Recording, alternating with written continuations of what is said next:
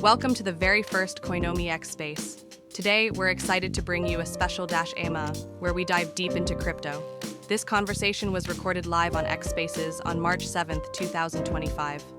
Please note that the views and opinions expressed in this AMA are those of the participants and do not necessarily reflect the official stance of Coinomi Wallet. This content is for informational purposes only and should not be considered financial advice. We encourage you to conduct your own research before making any decisions. If you enjoy this content, don't forget to subscribe and like the video to support our channel.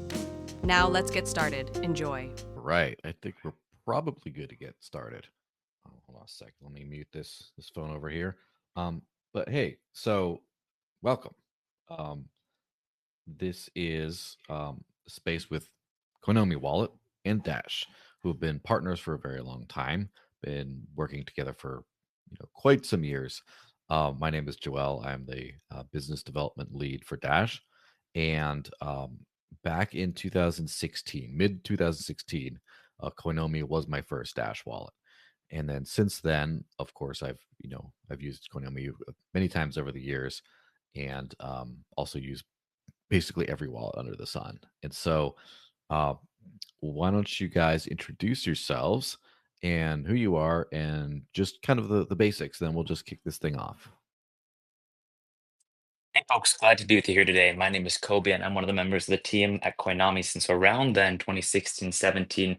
I myself started using Coinomi back in 2014, just a simple user, not even a power user, storing some Dogecoin and Redcoin next to each other, and found myself a few years later doing some business development all the way up to leading the team, which is what I do now with most of the OGs since back then who have kept their passion going of enabling digital access and freedom around the world. And I remember very well talking with some of the Dash members back then and definitely now about what you guys were building and the commitments you were making super long term out. And I have kept a bunch of them. So really excited to be here today and talk more about Coinomi and all the ways we've been working with and continue to work with Dash. Yeah, absolutely, and it's great to hear. I always like to see when the OGs of the space are kind of still around and kicking, still around doing what they're doing best. Um, well, first, for anyone who's joining who doesn't know very much about Dash, I'll just give a very quick rundown. Dash is a crypto that's been around for about 11 plus years, focused on being the best digital cash, the best money payment system, etc., with instant transactions, uh, super high security, very low fees, confidentiality if you don't want everyone in your business. And just last year, we released something called Dash Evolution, which is a major overhaul, which includes a whole new blockchain for data applications. And we're very soon, within the next few weeks, getting tokens. And then by the end of the year, hopefully, smart contracts. And the cool thing now is it powers the ability to have usernames as well as contact lists on the blockchain, where you can make private payments between a simple contact list, as well as transaction metadata, such as like, oh, this is for groceries and et cetera. There's this fiat price at this time, all that encrypted on the blockchain, all in one seamless kind of thing. And the good thing about that is it's not proprietary. It's not like a closed source. It's an open source part of our network that can be used by any wallet, and hopefully Konomi someday. So um, that's just a quick rundown about Dash. Would you mind giving the brief kind of rundown of what Konomi is, and then the kind of the history and how we get to where we are now? Yeah, I'd be glad to. Um, I think that Dash also kind of originates back in 2014, and that's when we were founded as one of the first in-field multi-asset wallets in crypto. The first thing our founder Giannis thought of was security. Your private keys never leave your device, and you control your own keys. So we're fully non-custodial as one of the first wallets back on the scene that was allowing you to store your keys in iOS and Android. And we have over, I guess now 10,000 cryptocurrencies. It used to be easier to count those in blockchains of, having 10, having 30. Eventually, we had over 70 blockchains individually with their thousands of tokens. But now we just say thousands and thousands of crypto assets that live right inside of your application. You can swap inside, you can use it all across different platforms, and we have close to zero downtime in which we've never been hacked or suffered any major breaches, since again, your keys, your altcoins. We're really focused on privacy, so we don't do KYC, of course. There's no tracking or even an email to sign up to have an account or to make your own wallet. And we have over 25 languages, 130 currencies, and even cold staking support for some of our assets. So in 2014, we were founded. In about 2016 to 18, we became one of the most widely used wallets due to early adoption of altcoins, just like Dash.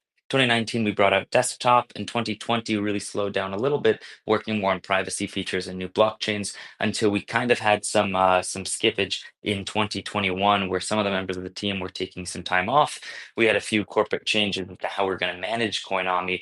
And 2023, 2024, that's when we really were able to revive Coinomi and bring things back on track. That's where we are now. We're in what we're calling this reignition of the user base, this reignition of the application, where we're catching up to a lot of the major blockchains and features that you know and love on a bunch of other wallets. And we're letting the scene cool down a bit so we can bring you the best of all that technology instead of just the frothiest or the most trendy in the moment. So that's what we're focusing right now, is reaching out to users and reestablishing the deep trust that we once really had, by saying, hey, we're back, we're listening, we're developing really fast, and want to cater Coinomi to your needs, not only our new user base that comes in as we relaunch, but all the users who still use Coinomi today. It's pretty incredible, and I'll share a statistic that even though we were a little bit immobile for about a year and a half with just services running, we still have hundreds of thousands of monthly and daily active users using Coinomi in just about every single country that you can look at on the map.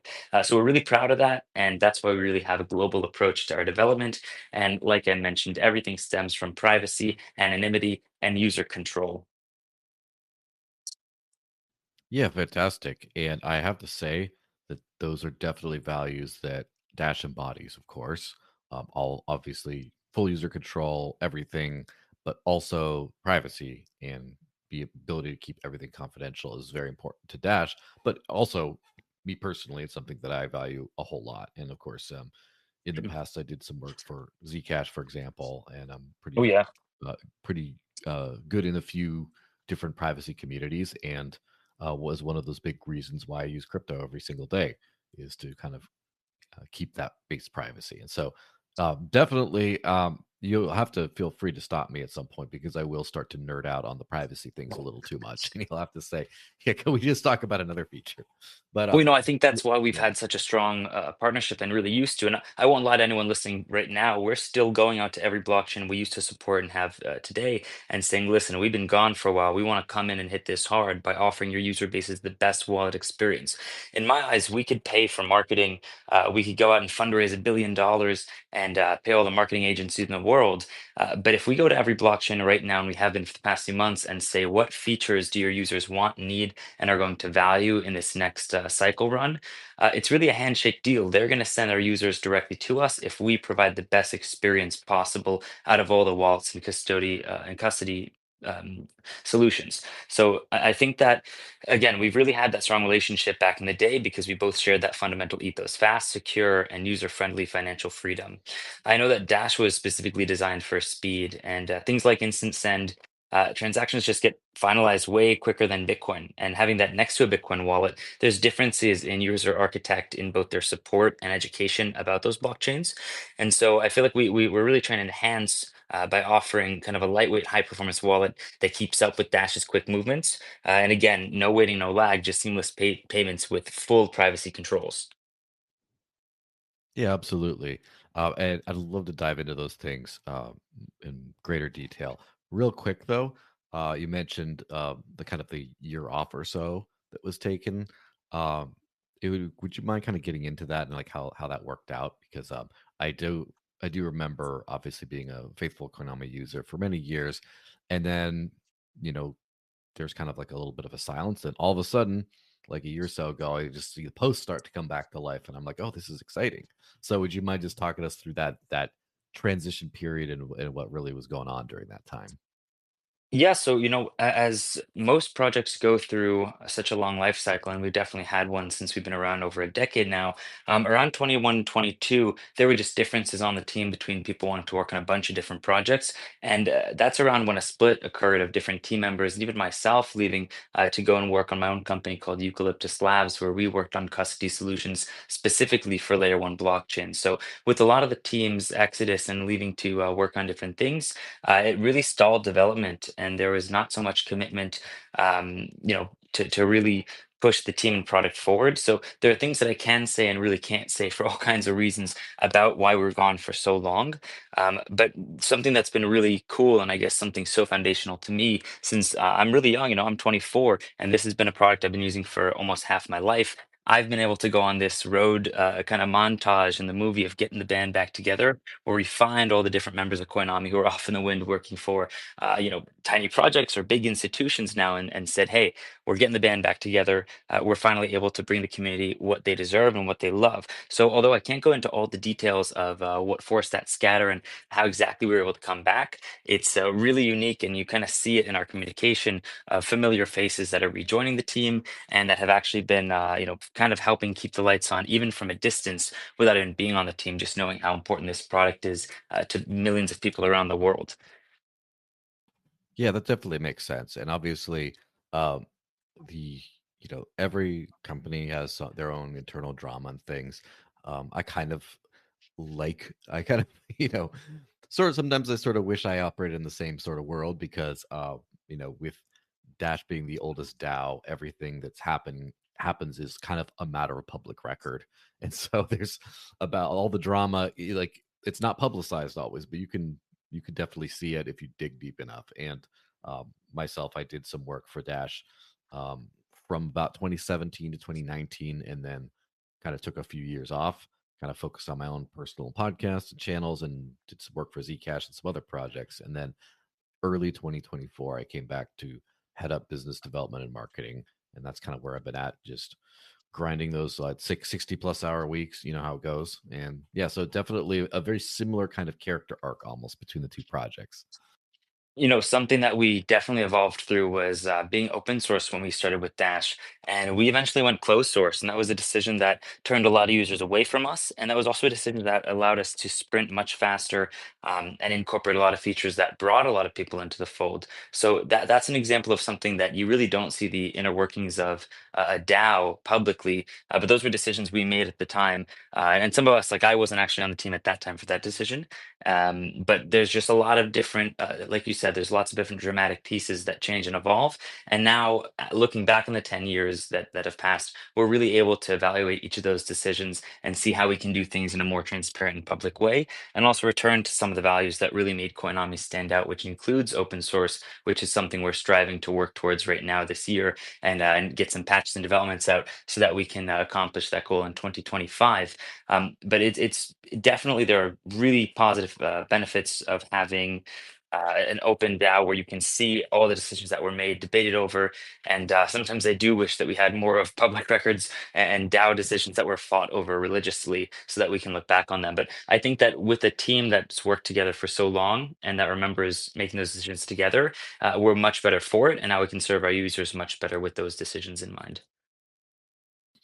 Yeah, absolutely makes sense. And it's good to see that everything is pretty well aligned these days.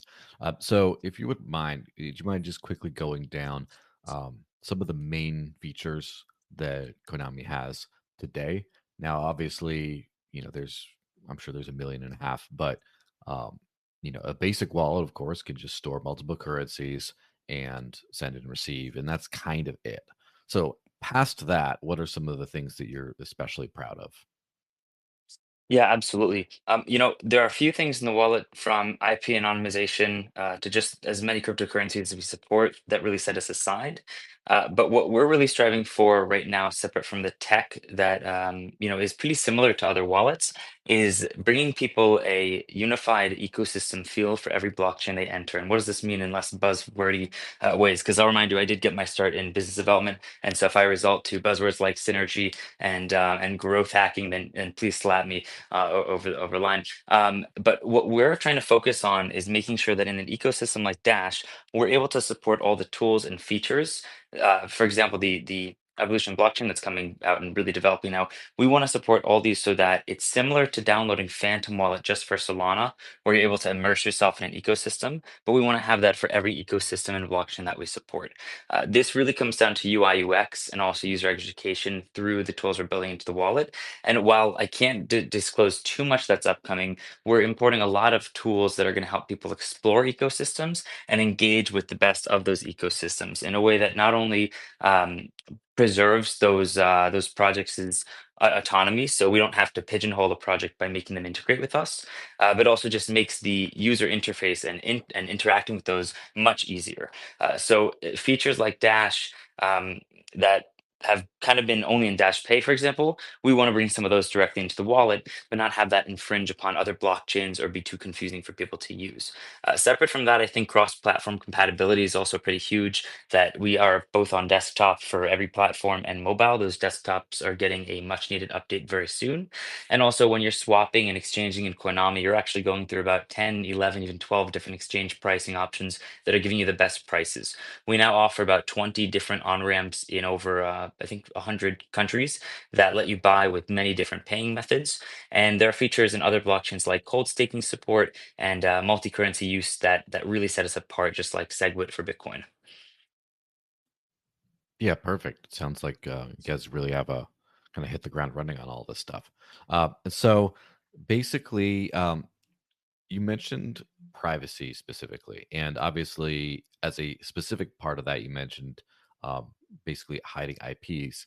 Is there anything else about privacy that Konami specifically does well, or what are some other kinds of things on that domain that you'd kind of enjoy having in the future? Yeah, I mean, something that we're looking at is zero knowledge proofs. We're trying to make sure that everything is not only hidden from us, but also the providers and different applets use inside your wallet. A lot of the time, people can collect data from you not by looking at a service and scraping it off of just one, but they look at a bunch of different services or blockchain, or this is more like in Web 2, and they can gather a lot of information by just getting info that should have been separate in a few different companies. And this is what people are starting to do with blockchain analytics and research. Firms like Chainalysis, which are definitely helping governments track down fraud and crime, a lot of people are doing the same on a much more evil level of looking for which accounts to try and compromise and scam and attaching real accounts directly to people that really should never be connected to. We're trying to focus on these features, such as like I mentioned, ZKP, and also others that just make it much more obfuscating to use your wallet. And these are happening in the background. So a user doesn't have to engage with these security tools, but they happen automatically. We think this is going to save users a lot of time down the road when their data is already hidden. Instead of saying, wait, I should have protected myself in XYZ ways. Some other things that we're really working on are more tied to the actual security of your wallet when you're just out and on the street.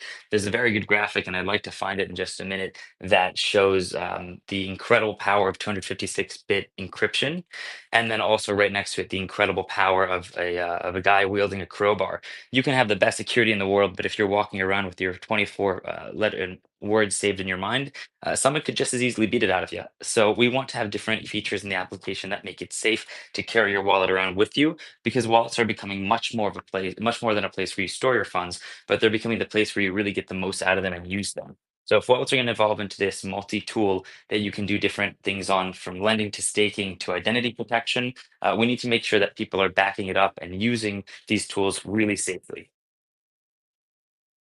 Yeah, absolutely. That's definitely something that as I've onboarded plenty of people in my day. I mean, I've been using cryptocurrencies for a good 12 years now. So for me, it's not that big of a challenge, but for completely new people, especially of older generations, it can get a little tricky. And I'm always on the lookout for good ways of keeping everything secure. Do you feel So that in Dash Yes. has kind of made that, or do you feel that Dash is easier to explain or at least to showcase some of the best features of blockchain? Are there any features that are kind of best, uh, saved by Dash that it's a bit easier than trying to explain it to people? Yes, I think that the basic thing of one thing that Dash is focused on heavily is what I call the just works experience. Mm, And one thing that is very confusing to people is when you send money explaining the difference between I pressed send and there are confirmations. And so the good thing about Dash, you send and it there you go. That's it. You get it. As soon as you see it, it's done. It's permanent. You don't need to be like, well, we'll wait for the blockchain to catch up with a bunch of blocks, and then they just get very confused and don't know what's going on. So from that standpoint, yes. Currently, also there's basically just one Dash address type, and I know that Bitcoin, for example, has a bunch of different kinds, like the SegWit addresses, the Taproot addresses, all that kind of stuff, and the different Bitcoin forks had some complexities there. But the biggest thing is, uh, as we've just finally had, on mainnet for about 6 months or so, the usernames and contact lists at the blockchain level, so that anyone can just look up my handle and hit the friend request, and now I'm in the contacts, and then you pay the friend, and that's it. And it's very intuitive, like a social media kind of platform. And the way all you don't have to worry about, if you lose your wallet and you recover it, then you don't have to worry about which data was lost, maybe in transition. Like, do all these private notes that you put in, that this was for rent, this was for groceries, etc., are they just gone? Do you have to back that up separately? Like, all that is just not even an issue. So, like, the just works kind of experience is something that I definitely feel is super important to this whole thing. And we're obviously having like seed phrase compatibility with the rest of the space, etc., is very important, just because it's like the simplest so far way of getting with crypto. Now um there's a few other ways where people can back up their crypto that I personally have been looking into, and that does work with Dash and a couple other wallets. One of them, which, and the only reason I mentioned what could be potentially seen as a competitor, is the back end tech is open source and can be implemented into other wallets as well. So it's possible this could be something you look into in the future. There's something called Vultisig, which is a threshold signature, basically scheme for wallets, that basically, instead of a recovery phrase, uh, you basically connect your phone to your iPad to your computer, and then you have 2 out of 3 signatures to move the money. For example, if you lose a device, you can add a new one, and that's it. You don't ever have to use a seed phrase. And so that would be an interesting twist of something to be able to integrate into Coinomi, for example. But again, different different kind of applications for different things. But that's kind of a high level of like everything should just kind of work. Another thing is, um, when we get tokens, which again very soon, and then we have to build them out into wallets, UIs, etc. Some of our first targets are stable coins and Bitcoin denominated tokens. So it would be good to take um, the maybe clunky user experience of certain um, like tokens or of Bitcoin, and slow, expensive, etc., whatever, and get that dash 1 to 3 second permanent finality kind of experience, that for very low fees. Just kind of get that to everything. So that was kind of a very long-winded answer, um, to to the sort of a very simple question. Some of that is because I saw I had to re-add you as a speaker, and I was sort of filibustering a bit. But yeah, there you go. Well, I appreciate more than a Senate floor, and I definitely like your answer. To be honest, something that you mentioned in the start is really what I'll pick up on regarding usernames and how much of a difference that's made in every crypto wallet, whether it's ENS, Theo, unstoppable domains. We've seen many evolutions of this tech, and it seems that often many different companies are bringing similar technology that slightly iterate, but they kind of need to be pushed forward by capital. And so some new companies come in and die out, and something we've struggled with at times is to support every different naming format, every different one of these companies. So as we develop out the wallet, not only for coins that we have that we want to bring in on a deeper level of integration, but there's a lot of different ways that companies have extended their user base and their features to the developer community, such as MetaMask Snaps. I've always felt, and I love MetaMask, been using it far too long. I've always felt that MetaMask Snaps were always kind of an extension for your extension. And that's what we wanted to avoid by offering developers a path to come in and work on Coinomi and not just do it with an NDA, or go fully open source right away, since that's something we're working on. So namespaces and naming technologies are exactly what we're starting with to help bring in a bunch of these providers in a way that doesn't really shock the user base or split them into too many directions. And that's going to be somewhere we start so that we can work on bringing in more companies to bring their features directly into the wallet, because it really does help everyone at the end of the day when they're super usable and people can decide exactly who and which providers they're using. Yeah, absolutely. It definitely does make sense. And I did want to sort of mention touch on something because you mentioned a lot of different username setups. Obviously, the Dash Network has a DPNS or Dash Platform Name Service for usernames, but they're not used in a I guess in a vacuum. The way they work is there is a simple it's a simple kind of way of looking up a username, and then when you actually make the friending, which is far as I know, something that's pretty rare in the blockchain space, you form a two-way connection. And again, for the nerds out there who understand what this means, you you send an encrypted extended public key, you exchange those back and forth, so that now every time you send and receive to a username with one of your contacts, first of all, it's recorded on the blockchain which user you're transacting with. So if you lose your wallet, you restore. It's like, who is that again? It just says a bunch of long things. But also it maintains your privacy. It acts as a stealth address where you friend someone, and then when every time you pay them, you don't actually have to expose those public keys. And it's a new address every time.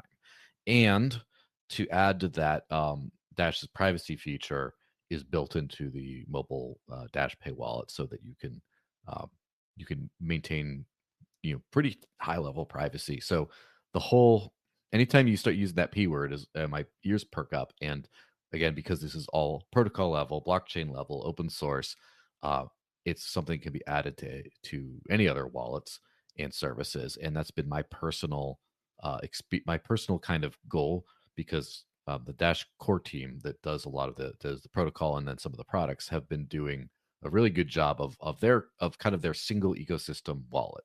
And what I want to do, my personal goal, is to extend this just works full feature Dash experience with the instant transactions, the usernames and contact lists, the privacy, and hopefully the encrypted memos, etc. I'd like to extend all of that to every wallet possible, all the multi coins. So you don't use Dash as kind of like another Litecoin kind of thing. No offense to Litecoin, I mean, they're great too, but like that you get that full Dash experience in everywhere you use, and it would be you know and obviously I've been if you look at our pinned post on our X account here, you can see that it basically goes over that about like what we're really looking for and stuff. So that's one reason I'm very happy to be talking. Kind of, it seems very much on the same page here. Absolutely, and I shouldn't, tell people to download Dash Pay, but definitely go and download, Dash Pay, because you guys have done such a great job of implementing some of what makes Dash really special, just into an app that simply works and feels really customer and consumer friendly. I think that your dedication and focus to internal technologies, although sometimes that again can pigeonhole a coin or user base, but developing out such a great base product that showcases Dash's features and stays pretty up to date. I think you guys have some great reviews in the marketplace as well, that really makes a big difference for a technology like ours, looking at different blockchains and dedicating our time and resources to build something. It's not about copying pasting from one outlet to the other. It's about saying, where's the user base that exists, where are there features that actually work and have been proven, and taking the best of those and continuing them, iterating them, or at least working with you guys to improve them in our wallets. Yeah, absolutely. And it would be, obviously we'll talk, over the next, coming days, weeks, months, et cetera, about, figure out how that works. But that seems like a very good, um, it seems like a very good thing we could kind of work on together. It would be kind of nice to be able to apply all those Dash usability features to other blockchains as well, which is something I've had on my, you know, like one of my ambitious goals for the next few years is to try to get. Is there a blockchain that stands out that should really be on the hit list of what's coming next? And do we support them in Coinomi is the question. Well, that's the thing. It's exactly like Bitcoin or Litecoin or Zcash or some of these others. Even Monero, for example, would be very interesting to have, um, where if you just have your username, it applies, and you friend someone, you exchange all the keys, not just your Dash keys, and so then you could just pick which one you want to pay from the username, and it just privately pays, and your encrypted memo on the blockchain for what this was for does also say which currency it was in, so you can then kind of keep that whole system together. I think I personally, at this point, it's less of a AMA thing. It's more just me telling you all the awesome things I would love to see. But yeah, Well, we're listening and we're writing them down. So be assured that there are definitely Konami folks listening and who will listen and say, what is the next thing coming to Konami and where can we expect to start using these features? that one of the number one ways to start looking at prices and estimate community engagement for coins is seeing what features the developer team is working on and will those actually impact the use and social ability of those coins. So if you can go big on Twitter because it's super easy and interesting to use these tools in a new DApp, in a new killer DApp, as you guys have pinned on your Twitter, that's what's going to make the difference in both moving socials and the market, which we know are so inherently tied in this world, wide west of cryptocurrencies. So definitely take note at home. Yeah, absolutely. And one other thing that I wanted to mention during that whole thing. So obviously, the evolution chain is a separate blockchain that is, it's part of the Dash network, but doesn't come automatically supported in. So far, as far as I know, there's not a single user-facing wallet that supports it yet. There's a few like internal tools, but that would be the chain that would then have all the tokens and NFTs and things we get. So obviously, that's a big thing too. And then the other thing, I'm a personal big fan of the Maya protocol, which is a fork of Thorchain. It's a off, cross-chain AMM network, and they added Dash as their first new chain to that. And so we've been partnering with Maya for, years now, and there it's whenever I need to. So obviously my budget is entirely in Dash because of course, but anytime I need to pay some sort of an invoice or something like that that does not explicitly take it, I go through the Maya protocol to do whatever else for the best price execution and decentralized rails. And usually I tend to do that through Leodex, which Cal, who's listening here, he runs. So hi, Cal, by the way. And yeah, so it would be that's another thing that would be very cool to have is that the decentralized swaps built into the wallet through the Maya protocol would be pretty cool. I think that actually we've made that next connection, and they should be on our list for some kind of integration that I can't mention explicitly, but there will be good news to share there in the next few months for sure. Yeah, awesome. It makes a lot of sense. And do you guys support Wallet Connect currently? Yes, so we still have to fully implement all the benefits and great features of Wallet Connect 2, but that will be coming up pretty soon so that we can get everyone back on connecting with their favorite dApps across many different chains. I think that right now we officially support around 36 blockchains, some old, some are newer. At the end of it should be this month or the beginning of next month, we should be jumping up again to about 90 blockchains. So there's going to be quite a few additions, and people are definitely going to want to use those chains with all kinds of dApps, websites, and interfaces. Wallet Connect is definitely going to take us there. My team actually worked with them on doing a bit of their Flutter package or in Dart for some of the Wallet Connect 2.0, and we're excited to be there back last year for WalletCon, and we should be seeing their team pretty shortly again for some more collaboration this year. Awesome. Sounds great. That's been also one of our priorities has been to get into the Wallet Connect protocol. So then, you can use Dash for just about everything there, which would be awesome. So what other big things do you have on the horizon or big priorities that you've been sort of going over that we maybe haven't touched on yet?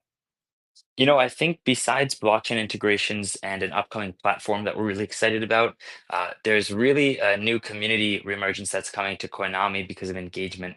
We're building a few ways that inside the Coinomi app, you'll be able to engage with your favorite blockchains and dApps directly, even in some live formats that are going to start shipping. We see a wallet as a very social tool that can help engage users and teach them and, kind of coach them through new features and use cases for blockchain in ways that aren't just a campaign where you follow us on Twitter for a few points or watch a video and ask a question for some airdrop. So we're really trying to push the boundary in crypto education and adoption because we have the power of being right next to your assets in your wallet. But we also have to take a really careful approach to this because you don't want to see a pop-up ad next to your hard-earned funds that you've been saving for the past 10 years. So there's a lot of thought that goes behind each and every one of the UI UX decisions that we make. And you're going to see two big UI UX updates that additionally on this education system bring in a much needed refresh look and feel to the Coinomi wallet while keeping all your favorite navigation right at your fingertips. So that's going to be probably the largest atmosphere update that you see. And then we're going to start interacting more once we have these fixes all over our different social media platforms and with a bunch of projects that we have lined up to collaborate in the coming quarter. Yeah, sounds perfect. Now, If there's anyone has any specific questions about Konami that have not been answered yet, or even questions about Dash, please feel free to start queuing those up. And obviously, if you guys have any questions about Dash that maybe I already sort of spoke more about it than was necessary, maybe. But if you have any specific questions, feel free to volunteer them. And while everyone's gears turn, um, I have a question about hardware wallet support, Oh and yeah. this is just from so I'm old in this in the space and in actual, reality, but uh, obviously I remember time before hardware wallets, but then it was Ledger and Trezor, the two big ones, and they're obviously still kind of at the top of the game there. You And remember you remember Keep Key back in the day? yes, I have a keep key, so Now, there we did you go. And get yours they're at Consensus? Is there a chance, Joel, that we possibly met at Consensus back in 2018 in New York City? Unfortunately, no. I didn't go. My Ah, first consensus was last year. Unfortunately, I didn't go to any real crypto conferences very much until just this last year or so. Um, I think that the first big crypto conference I went to might have been the Texas Blockchain or Texas Bitcoin conference in Austin for a few years, and then also what was it? The World CryptoCon, I believe, in Vegas. I was at or that one. But other than that, it was like most of the heavy hitters are, last couple years. And in fact, in I'm going to Web3 Amsterdam just next week, and in May I already have to go to four different conferences in four different countries. So that's going to be quite a lot of travel. So maybe I'll bump into you then. nice. But so as far as the hardware wallet thing, yes. So obviously, KeepKey is great. They're kind of partners of ours. They work well with Dash. They support, as far as I know, they support my protocol and Thorchain swaps, etc., which is always great. But so obviously, you had Ledger and Trezor were the big ones, and KeepKey was always kind of in there too. Now there are so many I can't even name them, and some of them are more modern style. So, for example, one that we just did at AMA with yesterday was Tangem, which is a purely 100% mobile hardware wallet that's just comes with three NFC cards that you just tap on your phone, and that's it. And there is a seed phrase option, but it's not required and not even encouraged actually. So basically, I've noticed that wallets as inter have really become much more than just standalone apps and are also interfaces for a lot of things, such as obviously connecting to Web3 interfaces, which we already talked about, but also hardware wallets. So, what is just the are there any hardware wallet integration plans in the near future? And if not, and just regardless of that, what's the general plan and philosophy regarding hardware wallet support going forward? So I hope I haven't, for this AMA, responded with "it's coming soon" for too many questions, but mark my words, it is coming soon that we're going to be supporting most of these hardware wallets you just mentioned, including Tangent, that's on the board for future use with your Konami accounts and your wallets. I will say that for our philosophy and why these are coming so late, even why they weren't developed in during 2018 or 19, the price of a hardware wallet in a lot of countries often exceeds even a month or even a year's salary. So there's a good 2-3 billion people, possibly more, that just want to be able to afford one of these boxes that you connect to your computer. So we've always had a really software forward focus on making sure that we can really be that same equivalent of a hardware wallet on your phone. But we have a few other ways that we're going to be coming out with some budget options for you to use Coinomi and a whole plethora of devices safe and securely that don't require a large financial investment into something you carry around or get chipped from somewhere online. Obviously, every wallet has scoped out looking at creating their own hard wallet projects. And when we did so back in the day, something that we just found impossible to really get a handle of was supply chain control and knowing where your actual technology is coming from before it gets into your hands. So we've always been really wary of sending people directly to these solutions. But of course, they've really come out and been such an important part of the crypto ecosystem that at least supporting connecting and using them with your wallet is something that's super important to us and one of the really important development goals on the timeline of right now. So those are coming, and just to give you a little insight as to how we used to think of them and how that's kind of evolved in the past few years, even months. Yeah, pretty amazing. It's definitely good to see sort of a modern vision with with also drawing from a lot of what works in the past. And that's something with, of course, when you're in different crypto eras, you definitely see a lot of projects and a lot of companies, et cetera, either stuck in the past or also in the just kind of where they came in the future, not really understanding how the whole picture works. So it'll definitely be very, very interesting to see kind of the whole picture come together. And so if anyone has any questions, of course, feel free to volunteer. But on the open sourcing kind of thing, so that's something that it was open source before, and then previous decision makers might have not done that, and then now it's kind of on the roadmap again for the future.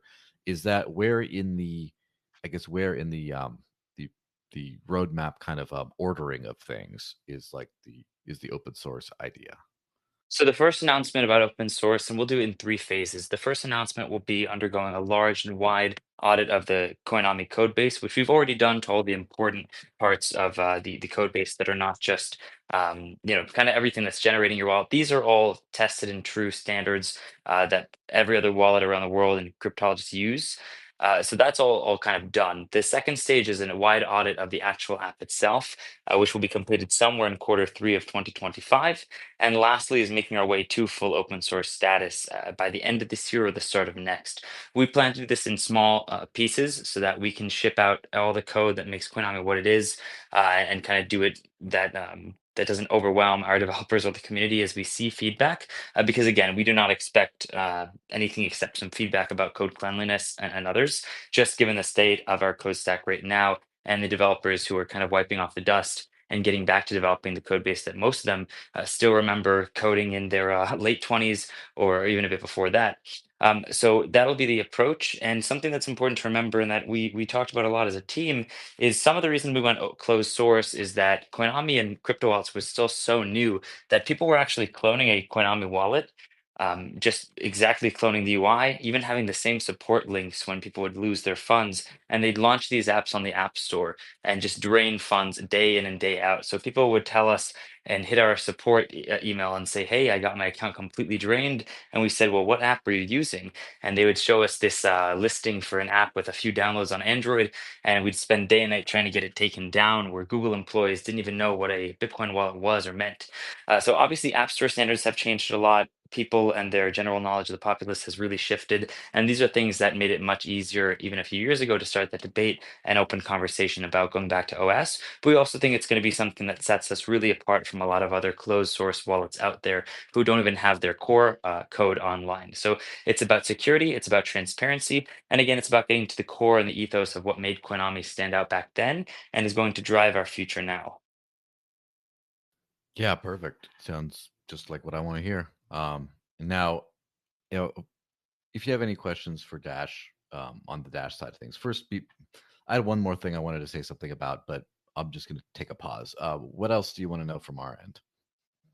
I think that the evolution chain is really going to redefine what Dash means. For us, we really want to know more about how it's going to work seamlessly with Dash technology and how you're going to communicate and market it. I know that was probably 7 or 8 questions combined, but we can start with the communication. How do you take on the daunting task of kind of refreshing the community of crypto, which is now so wide on Dash? And then also taking this challenge on of bringing them this evolution chain. Where do you get started there? Yeah, it's a good question, and I'm still answering it myself. Basically, um, from a kind of a marketing and biz dev type standpoint, it's an evolution of Dash, is in it's Dash plus new features. That's kind of how I'm viewing it. And so uh, it's just sort of like when people, and it's similar, although technologically very different to how or sorry, Ethereum, I guess both, right? How Bitcoin approached Lightning and how Ethereum approached second layers, where they kind of said it's the same thing. It's just an extension of it. Although it's a much rougher extension than in this case, where it's like the same exact validator set that are running both in this case both chains, and now there is also just a built-in bridge that works where you can transfer from Dash to credits on the Evolution chain, And it's pretty easy to go seamlessly back and forth, top up some credits, pay for some basic data applications, etc. So, for example, on Dash Pay, which is again kind of like we decided to build around like a flagship product that would sort of showcase most of what we're trying to do, and then from there try to expand it to other services and things. Um, the evolution chain is completely hidden from the user standpoint. The user just uses Dash, and when they want to um, register an identity, they pay a fee to do that. The fee gets swapped for credits on the evolution chain and is used to top up the identity. And if they run out of credits to do things like that, then there's a prompt where you can just go top it up more. So as far as it's an invisible credits balance is kind of how it looks to the end user. But basically, uh, for a pure payment standpoint, I think that that's something that we'd like to kind of approach when communicating this kind of thing. But when we start to get into other things such as tokens and things like that, it's also more of a thing of uh, when we approach a wallet provider, something like that, approach the you should support Dash tokens. And rather than, let's just look at this token standard, it's like, well, also when you know, interact with the chain, there's a second chain, then that's what you're going to be looking at is you're going to be able to look at these two things. So all the tokens and everything will be on this chain, and then all the regular Dash units of Dash are on this chain. And so that's kind of how we're sort of approaching it, because in reality, it could be sort of viewed as two completely separate blockchains because they are separate blockchains, but they're kind of integral. The same total Dash balance out there applies to both, etc. So that's kind of how we're looking at it. It's kind of on a feature like I almost would characterize it like as a need to know basis as far as if you get into the full plumbing of everything, it gets complicated. And so it's basically how much complexity do we need to know in order to get this done. So that's kind of how we're sort of approaching it. It does back end, there are a lot of things that could be extremely complicated. For example, um, I shouldn't say extremely complicated, but for example, when you go to a provider that accepts Dash for payment, now you're trying to say, hey, well, can you accept Dash tokens for payment? So now you have to integrate the evolution chain and figure out how to get, for example, USDC on Dash over there. And at that point, we're kind of looking for ways of sort of getting a nice default integration sort of setup where everyone just gets awareness of all the both chains and the ability to bridge back and forth like all in one piece. So one thing's for sure, it's infinitely easier and more intuitive, etc., than something like the Lightning Network. So I really feel for all the wallet providers that have had to deal with that over the years. But yeah, so that's kind of how we're looking at the whole thing.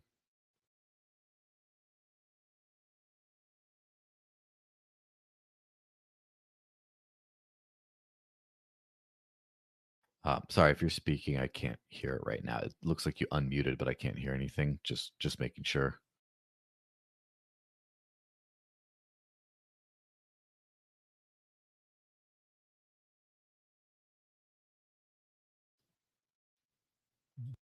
All right. So it does look like I X rugged us again. So I'm gonna just reapprove and hopefully this thing that's going. One day, maybe in the future, Hey, I Joel, can you hear me now? I hear sounds now. Yes. Okay, great. I was just about Congratulations to on say being that we back. do have to wrap up on our end as I start to go to another meeting in person. We're going to do here on a Friday.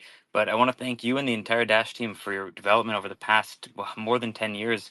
And hearing about your plans of how you're going to get the evolution chain out there, we'll definitely be by your side to bring it to the masses. If there's any questions, we'd love to answer them. Either tweet them at us or let us know through our social channels. But thank you so much for being such a great host and teaching us more about what's coming up at Dash. We'll definitely be here to follow along and integrate the best of your ecosystem into the apps.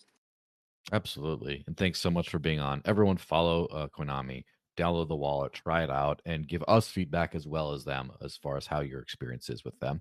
And obviously let them know every single feature you want in them. Thanks everyone for listening. Thanks Konami for being on. And yeah, we'll see you guys later. Have a happy Friday and happy weekend. Bye bye. Take care.